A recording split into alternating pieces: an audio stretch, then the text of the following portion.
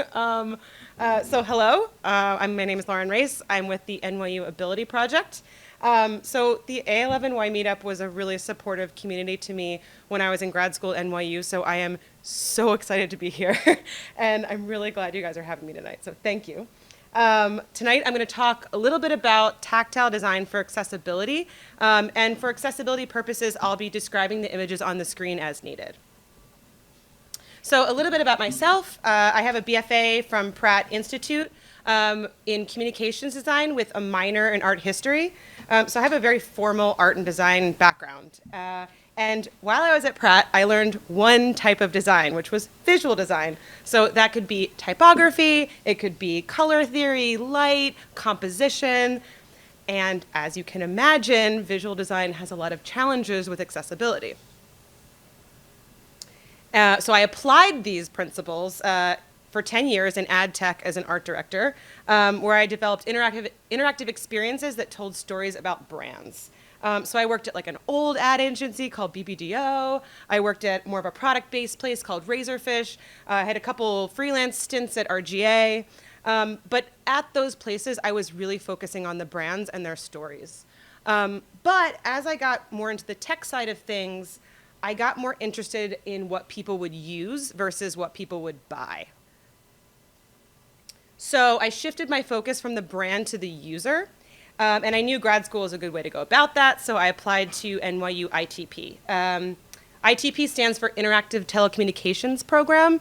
It's a weird name, weird little program, but I like it to describe it as a creative tech program that focuses on the intersection of technology and art.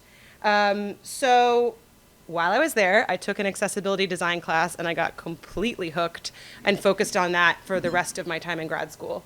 While I was there, I was introduced to non-visual design, which got me extremely excited as a visual designer because it felt like a great way to build on this visual design background that I had. And I also discovered the practice of designing with someone rather than designing for someone, because for the larger part of my career, I was just making something for someone that I thought they wanted.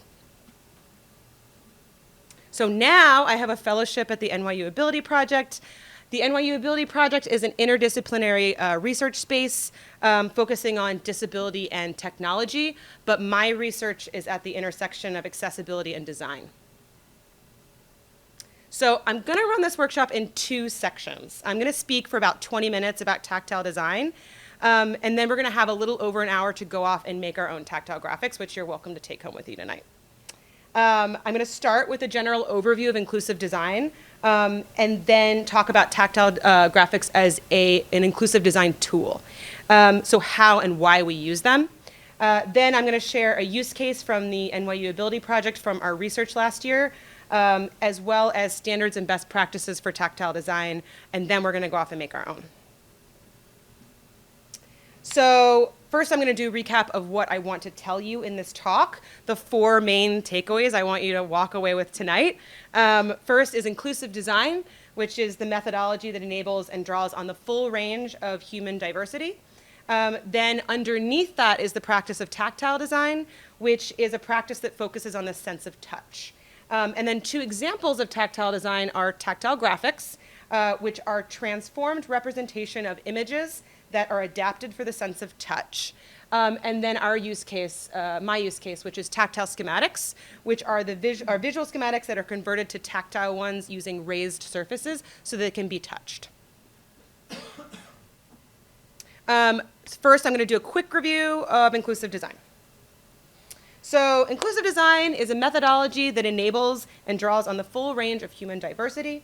So essentially, it's extending design benefits across a spectrum of needs. So if we think of someone who is unable to use their left arm for some reason, whether that's permanent or temporary or situational, by considering all of those users' needs, it often makes the product more accessible for everyone.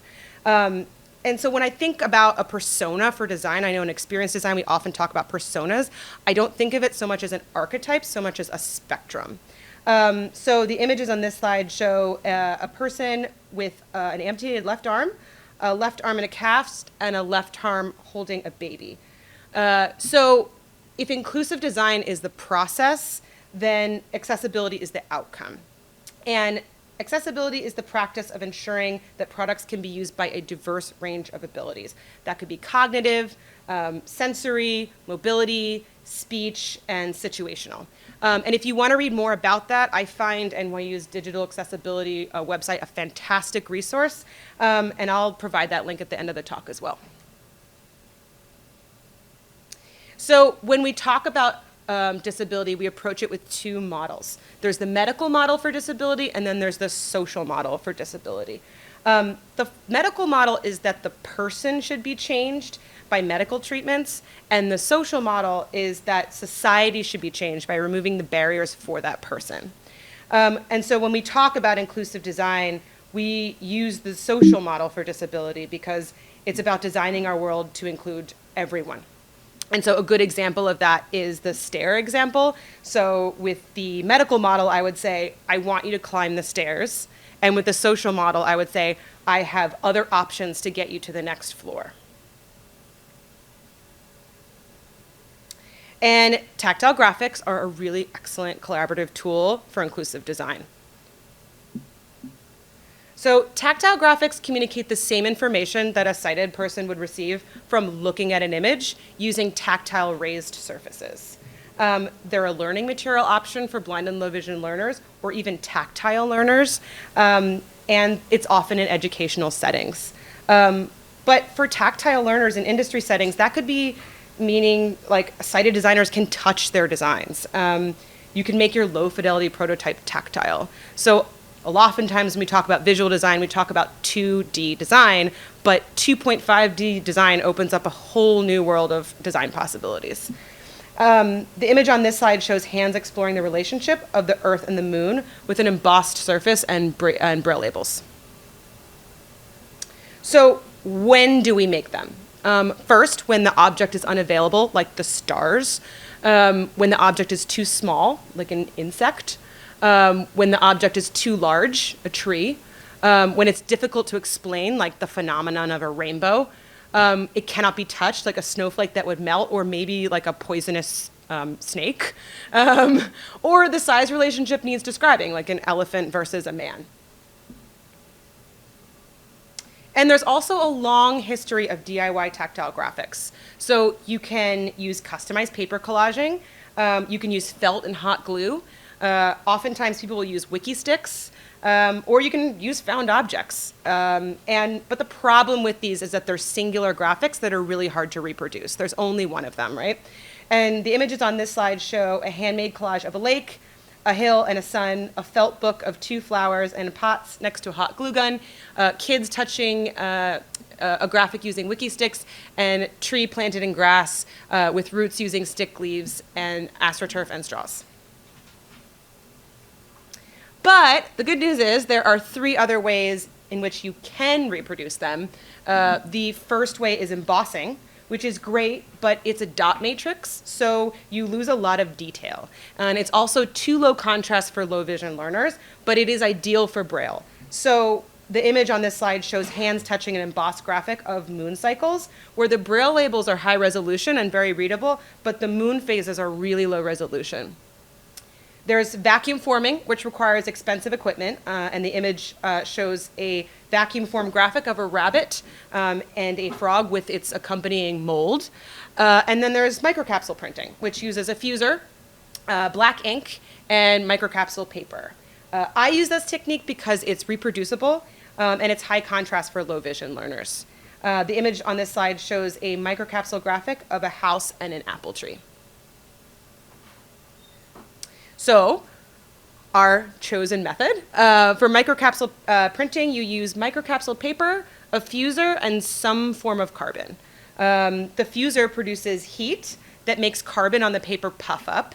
And carbon, you can do Sharpies and pencils, is what we have. There's carbon in pencil lead. There's carbon in the black ink of Sharpies. But you can also use a printer, like an inkjet printer or a laser printer. The images on this slide show boxes of microcapsule paper, a black fuser with a tactile graphic coming out of it, and a rock of carbon. So in terms of user flow, step 1 would be to add ink to the microcapsule paper. The image shows designers using pencils and Sharpies to draw on microcapsule paper. Step 2 would be heat the fuser to medium. And the image shows a close-up of a fuser dial set to medium. So the machine takes a couple minutes to warm up. These are currently on and chugging away. But you can always increase or decrease the temperature later. Sometimes when you heat the paper too much, it gets like a busy, it gets kind of textured and it feels like a busy background for a tactile learner. So, it's just something to be aware of. Also, sometimes if the heater's too hot, the areas that have carbon in them will start to bubble. And that's not really an ideal situation because it just feels busy. So the only way to mitigate that is to test print. Every brand of fuser and every brand of microcapsule paper is different and they have different relationships with each other. So I have like a really special relationship with the blue fuser because I know how it works. I know how temperamental it is, to the point where like after 10 graphics, I know it's time to like let it run and cool down. So you'll get to know your fuser the more that you use it.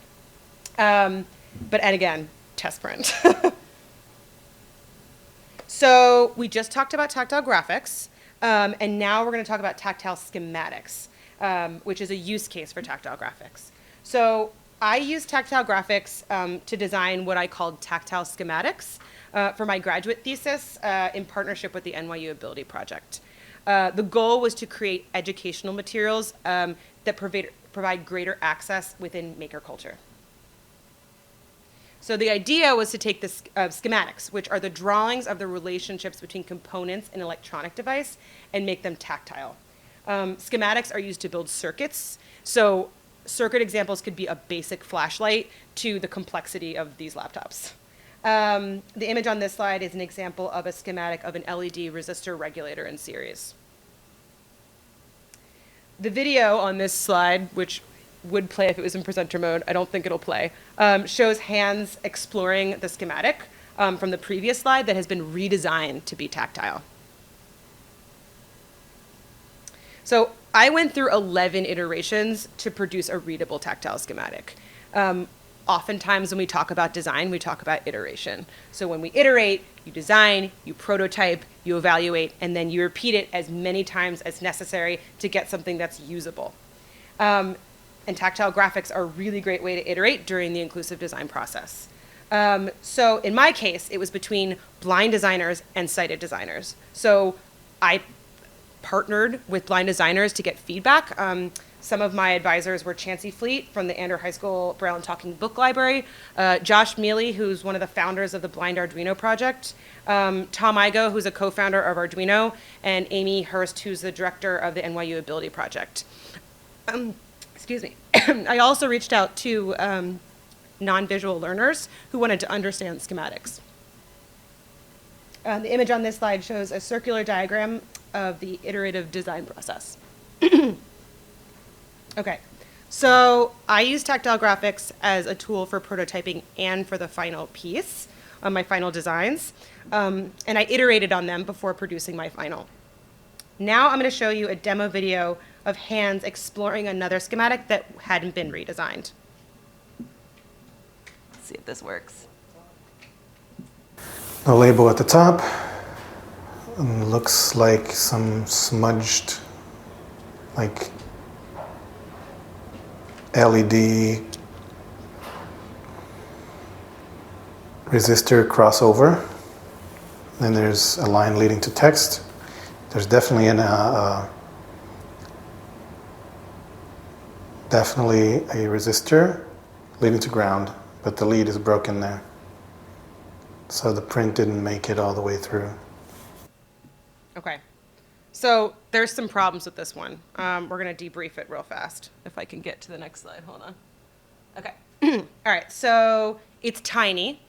There's no braille. All of the elements are way too close together for tactile discernibility. And if some of the lines in that graphic are actually gray, which that means there's not enough carbon in them to puff up in the swell form, so it feels like the line is broken.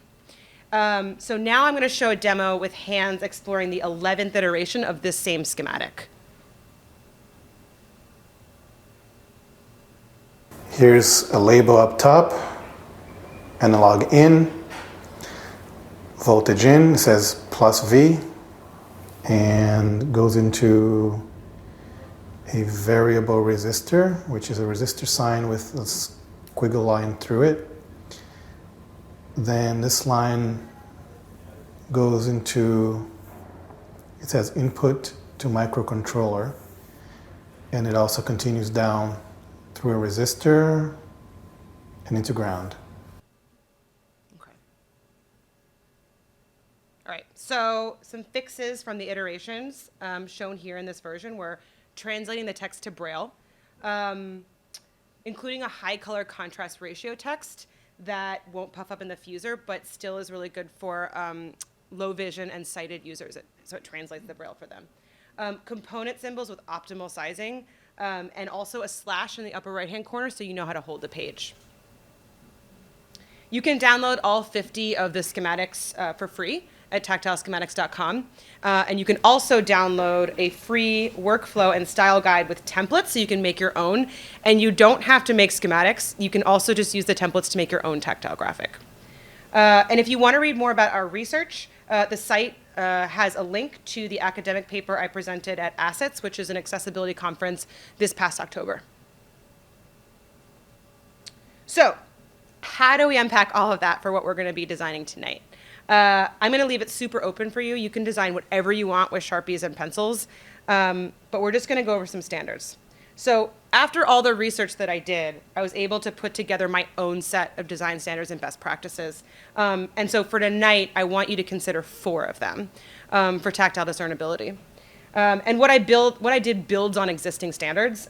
So if you want to learn more, I love the Braille Authority of North America's standards. It's really dense, but it's really awesome. It's at brailleauthority.org. Or Polly Edmond has a fantastic book called Tactile Graphics. And again, I'll provide all these citations at the end of the presentation, but they're 2 really fantastic resources. So one is you put a slash in the upper right-hand corner of the page for page orientation, triple slash. You can also, another workaround is you can just snip the upper right-hand corner page off with a pair of scissors. I don't know if you've ever noticed this, but your Metro card has the upper right-hand corner missing on it, and it's so that someone can feel how to hold it when they're swiping it through the machine. So I don't know if that'll help you, like when you're digging through your bag, but I can't unsee it. So, okay. Also, 1 graphic per page. You take up as much of the page as possible. The smaller your graphic is, the more you lose detail. So the image on this slide shows small ducks on one page with an X through it, and then the second image shows one large duck on one page with a green check mark. Hollow is more discernible than solid. So an outline is easier to trace and build a mental image of than kind of like a blob, if you can imagine that. So the first image shows a solid image of a duck with an X through it, and the second image shows an outline of a duck with a green check mark. And you put about a quarter-inch breathing room between all of your elements, and this helps to delineate between elements of your design. The first image shows a duck with the waterline right on its stomach with an X through it, and the second image shows a duck with the waterline moved slightly away from its stomach with a green check mark next to it. So I'll bring these standards up again when you guys are designing them. But first, I want to come full circle and just do a recap of the 4 main takeaways of the talk. So first being inclusive design, which is our methodology that enables and draws on the full range of human diversity. And then underneath that is tactile design, which is a practice that focuses on the sense of touch. And then the 2 examples of that, which are tactile graphics, which are transformed representations of images that are adapted for the sense of touch, and tactile schematics, which is my use case, which are visual schematics converted to tactile ones, creating raised images that can be read by touch. And here are some helpful resources for tactile design if you want to learn more. I also, if you're interested, have an Intro to Accessibility one-pager. If anyone's interested in having a bunch of resources at their fingertips, shoot me an email, which will be on the next slide, and I will send it to you. Thank you so much to my advisors, Chancey Fleet from the Ander High School Braille and Talking Book Library. Thank you to Josh Mealy from the Blind Arduino Project. Thank you to Tom Igo at ITP. And thank you to Amy Hurst, the director of the NYU Ability Project. Thank you. And now we're going to design our own. And I'll come around with questions too. Yes, Antonio. That email on last slide. The mic for questions? Yep. Sure. Can you read your email address on the last slide? Yeah, sure. It is lauren.race, R-A-C-E, like a car, at nyu.edu. Thank you. Okay, so now I'm going to come around and pass out some paper. I'm also going to ask you guys, when you're done, to Joseph's going to come around and I want you to describe your final design so people from home can know what you've made. Yeah, so for the next 15 to 30 minutes while we do the workshop portion, we're going to shut off the live stream so that people don't have to watch us playing around for 30 minutes. All right, Okay, so they're going to cool. see us draw. That's cool. That's cool. And then once we've finished with the actual workshop portion of making our designs, then Lauren's going to ask a few of you, whoever wants to share what they drew and discuss the process of making it. And then we'll wrap up for the night, all right?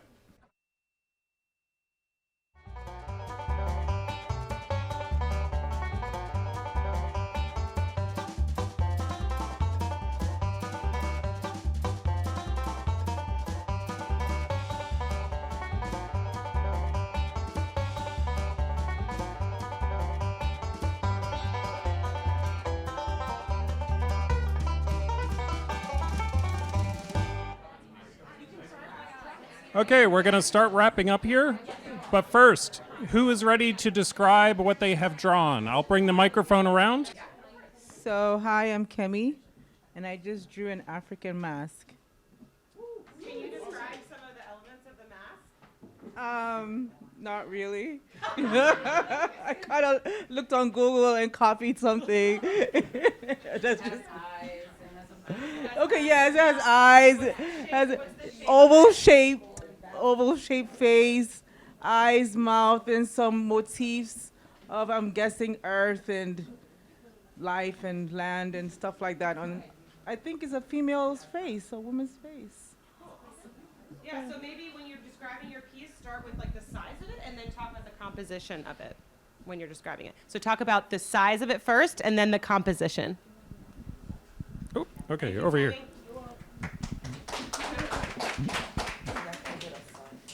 So I did the chemical structure of vitamin C, and it takes up where is it? Oh, hello. Oh, lovely. The chemical structure of vitamin C, and I made a fairly small molecule, and I made it take up as much of the page as possible. And I use the regular uppercase letters per advice rather than trying to do Braille. And I tried to make sure to space out things like the double bonds so it would be clear that it's not just a thicker bond, especially in contrast to whatever in the world the triangle-y thing is that sticks off of one corner. And then the sort of Wi-Fi-like thing that comes off of the triangle thing, I wanted to make sure felt different. I obviously don't remember my chemistry as well as I could have otherwise. But yeah, so I tried to make everything as distinct and broad and thick and simple but clear as possible. Woo! Awesome. Nice. Woo-hoo. Impressed. All right, who's up next? Oh, awesome. So I drew a sun, and I have a microphone voice. So my sun has a happy face and a lot of rays. So I figured that would be easy to describe if I was put on the spot. And I put the words, also letters, but I also put the, what's that other letters called? When people don't read Braille. The traceable text. I gave up on the Braille part because I really couldn't figure those dots out. And then I tried to put the orientation on the page as well. All right. Next up.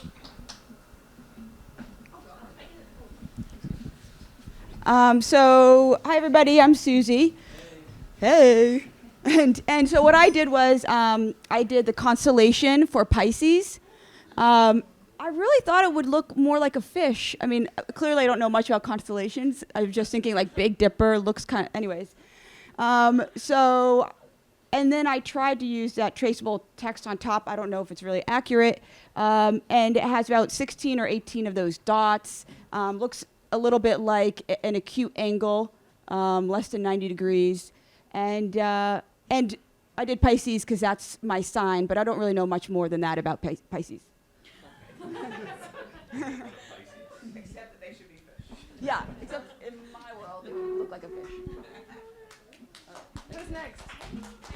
Who's next? Who wants to describe? You? Okay. Mine is pretty simple to describe. I made a builder hat because that is the logo of the company that I work for, which in itself already was just outlines, but was an interesting exercise in thinking about. I don't think when this was designed, they thought about, oh, this would like actually be pretty easy or simple to do with outlines. But because he wanted to make it sort of simple, that it was just lines, and that was actually really nice to discover, although I butchered it a little bit. But that's it.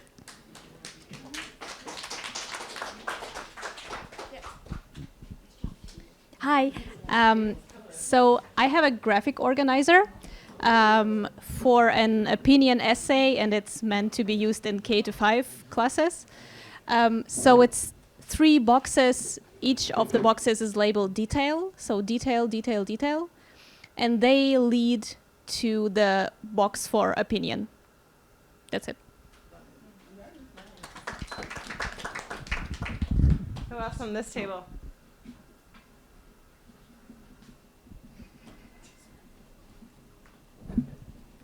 Hello, my name is Snow. So it's kind of a mess here. I was trying 2 different type of Show it to the camera here. Oh, so I was trying 2 different type of design. The first one is. So the first one is kind of like a trace. Yeah. So the first one is kind of like a trace out of my hand with like totally different patterns, but where the fingertip is. So, because I was trying to, see if that can be like a guide for, for people to place their fingers. Because sometimes in museums or like whatever situation, like, you need to put your face on some kind of machines. And the second type is like cubes. So I was interested in like how to represent the depths of space with this, because of the limitation of like having to use black line. I was, just curious what kind of like creative freedom can we get out of this. So I was drawing a cube for the face that's like closer, to where human eyes is.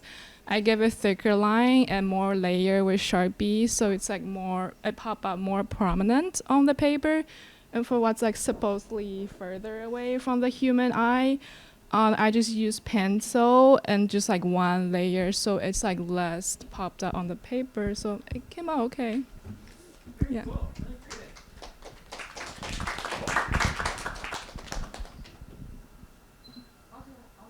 Yeah. So someone at our table is in the museum space. So this is a famous painting by Rene Magritte. So I tried to do the apple in front of the man's face. He's wearing a hat, and I also did the text really, really big, so maybe you could read it.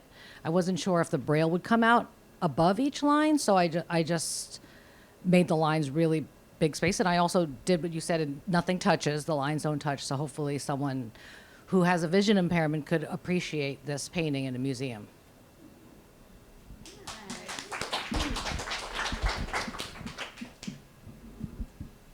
Who wants to talk about their design? Antonio? I'm going to hold the mic for you. Okay. Unless you want to hold it. I'm Antonio, and what I have here, the camera's there, right? Yeah. Okay, so I have a rectangle around the border of the page, across in the middle of the page. They're all like squiggly lines. And in the middle of the page, there are a lot of different lines at an angle. So I try to connect each corner by a line and then go from there. And around each sort of top, bottom, left, and right are also semicircular lines inside of the rectangle, almost like a basketball field sort of thing. Yes. Thank you. Awesome. Yeah, it does. It really does. Can you say that again? It looks like a pyramid. If you look at the top of it, it's like it's got like a vista. It's a very good picture actually. It's got real depth to it. Do you want to talk about your Keith Haring? I'm just kidding. Anyone else? Yeah?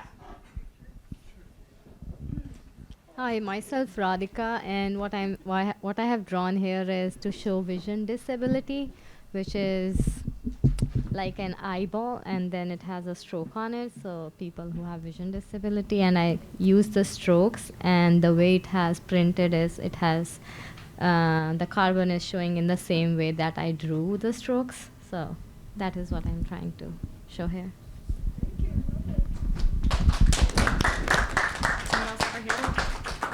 Hi, I'm Rebecca.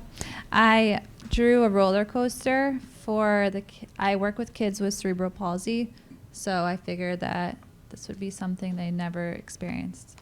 So I drew it out.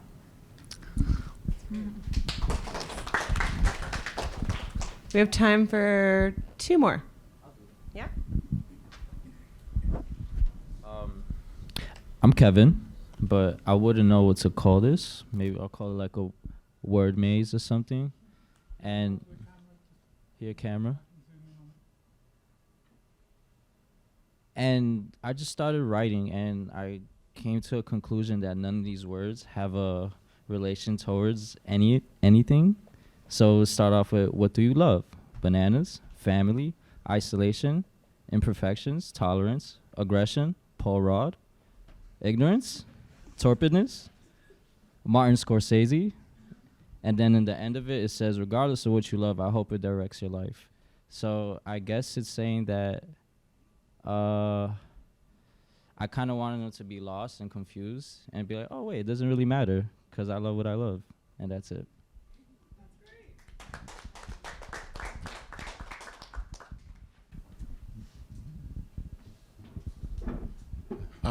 My name's Matt, and this is Andrew. We partnered up together, and what we did was we took on as a challenge to try to do data visualization within the context of a tactile graphic. And what we came up with was a treasure hunt. And so the idea is that the player could know that the game would be to start by sitting on a rock, follow a path, but the key points in the path would be visual landmarks. So the first visual landmark is a tree. Then at the tree, you change your direction and follow a path. If we had had more time, there would have been other paths that could have been followed but weren't. But at the tree, you would reverse the direction and follow the direction from the path. Then when you reach a lake, follow it around the lake until you get to flowers. And then the player would recognize on one side there's a lake and on the other side there's flowers. They would pass through the flowers and ultimately get to the treasure, so that all of the whole game and all the clues would be done through visual representations rather than, and intentionally not use any words, not use any language, but do it all with symbolic language.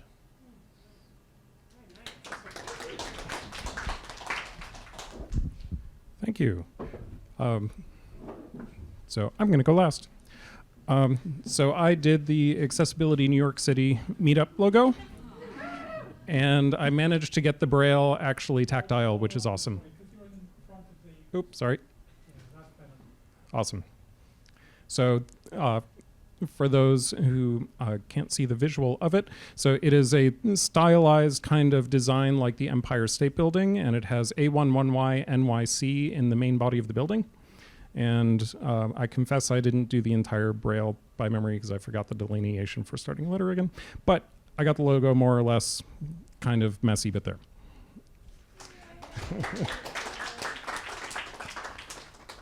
Huge thank you. That was an awesome presentation, and that was such a fun and successful activity. Thank you so much for bringing this.